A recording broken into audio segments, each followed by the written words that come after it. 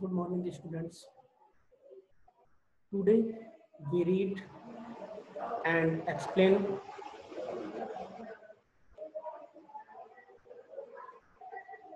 Unit First in SST. Unit First is History, and in History, Chapter number 1 is The Medieval Indian History, यानी मध्यकालीन भारत का इतिहास। Medieval मतलब होता है मध्यकालीन। मध्यकालीन भारत के इतिहास के विषय में हम लोगों को इस चैप्टर में क्या करना है, पढ़ना है। अब देखिए, जो भारत का इतिहास है वो 3 भागों में बांटा गया था। एक था प्राचीन भारत का इतिहास, एक था मध्य भारत का इतिहास और एक था आधुनिक भारत का इतिहास।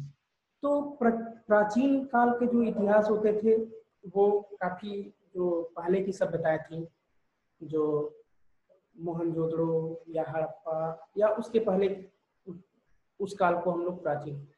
मेडिवल मतलब मध्यकाल, जिसमें मुगल शासक आए बाहर से और भारत पे राज किए।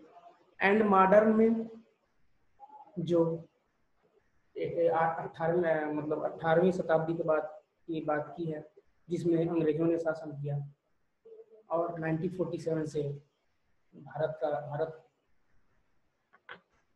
अपना खुद भारत पूरी तरह से स्वतंत्र हो गया। एंड 26 जनवरी 1950 को भारत को अपना नया संविधान मिल गया।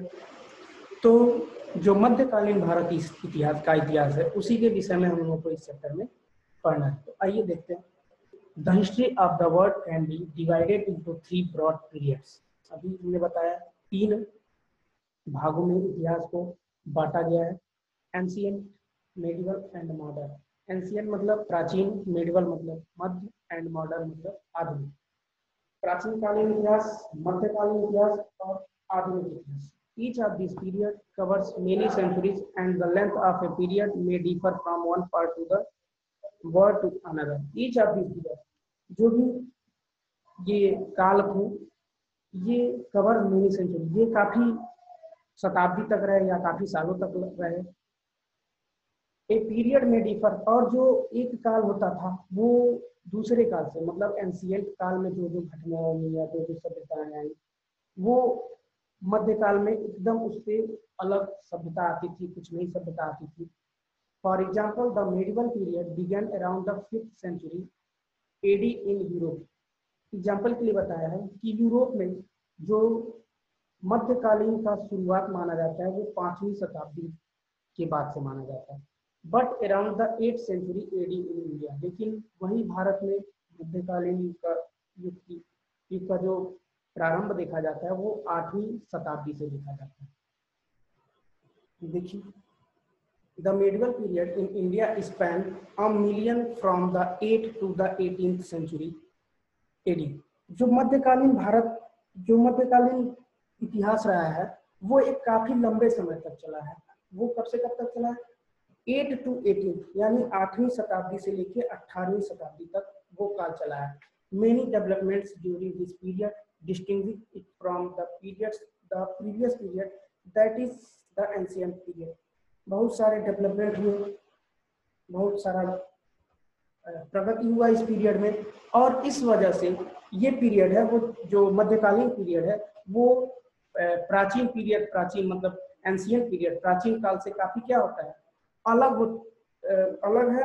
और अलग है क्योंकि इसमें विकास या डेवलपमेंट बहुत सारा हुआ। देखिए अब कैसा डेवलपमेंट हुआ, कहाँ हुआ, वही बता रहा है। Impact of geography on Indian history. जो भी भौगोलिक स्थिति होती थी पूरे विश्व की या भारत की, उसका क्या प्रभाव पड़ा उसके इतिहास पे, उसके अपने देश के इतिहास पे, उसी के बारे में। The geography of a country influence it's history in a great extent.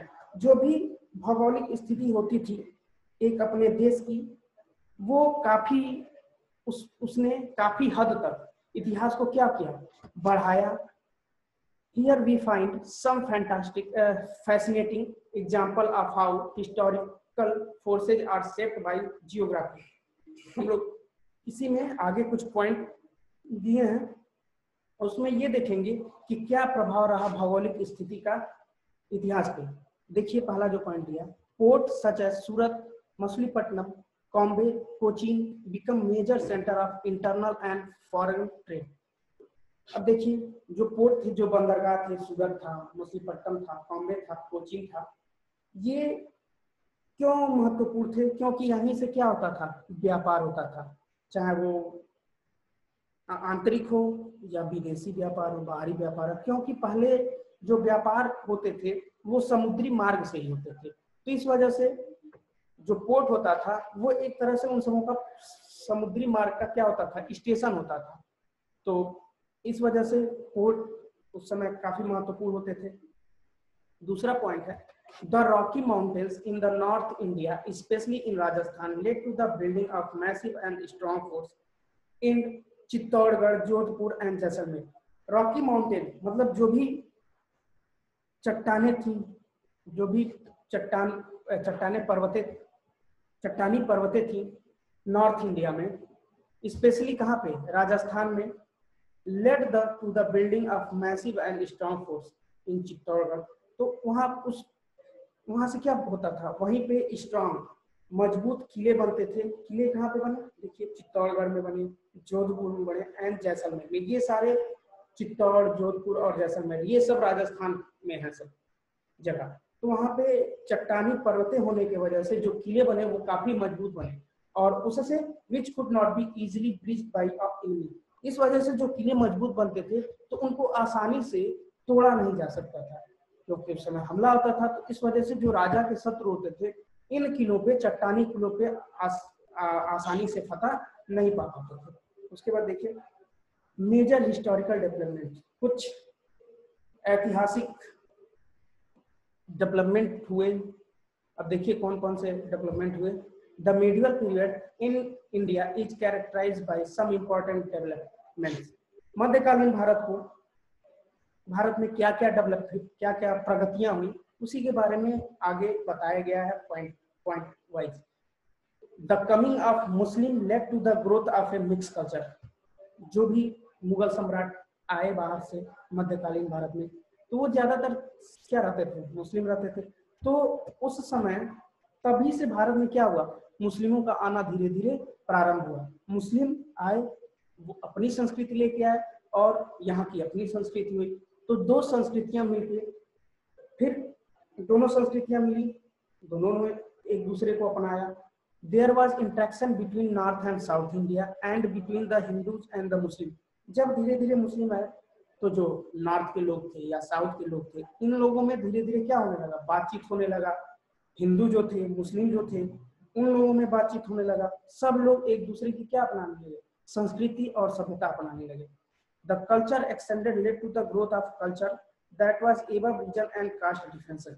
जो भी उस समय सभ्यताएं अपनाई गई वो एक जातिवाद से हटके ऊपर थी। मतलब जो भी सभ्यताएं उस समय हिंदू लोग या मुस्लिम लोग अपनाते थे वो एक कास्ट डिफरेंस, एक जातिवाद से ऊपर थी। It was an Indian culture, और वो कल्चर क्या था, भारतीय सभ्यता। क्योंकि हिंदू भी मिले और मुस्लिमों की भी सभ्यता मिली, तो ये सभ्यता किसमें आई, भारतीय सभ्यता में। देखिए तो trade led to a greater interaction between people from different parts of the world। जब व्यापार हुआ, व्यापार जब प्रारंभ हुआ तो बाहर से भी लोग आने लगे भारत में, और जब बाहर से लोग आए तो उनका भी, वो भी अपना कल्चर रहा, उनकी भी सभ्यताएं आए। इस वजह से लोगों को एक दूसरे का क्या हुआ, जानने का मौका मिला। India borrowed many things from the culture of the other countries। जो भी बाहर से लोग आए वो अपनी सभ्यता लेके आए, अपने साथ अपने वहाँ की संस्कृति लेके आए। इस वजह से लोगों को एक दूसरे का, भारत के लोगों को वहाँ की भी सभ्यता क्या करने का, जानने का मौका मिला। Next, during the medieval period Islam spread in the India. मध्यकालीन भारत में पूरी तरह से इस्लाम क्या हो गया, वो पूरी तरह से क्या हो गया, भारत में व्याप्त हो गया। द भक्ति सूफी मूवमेंट स्प्रेड द मैसेज। जो उस समय सूफी संत होते थे उन्होंने एक संदेश दिया। वो संदेश क्या था, message of devotion to God, कि जो ईश्वर है उनके प्रति आप क्या रखें, जो ईश्वर है उनके प्रति आप श्रद्धा रखें।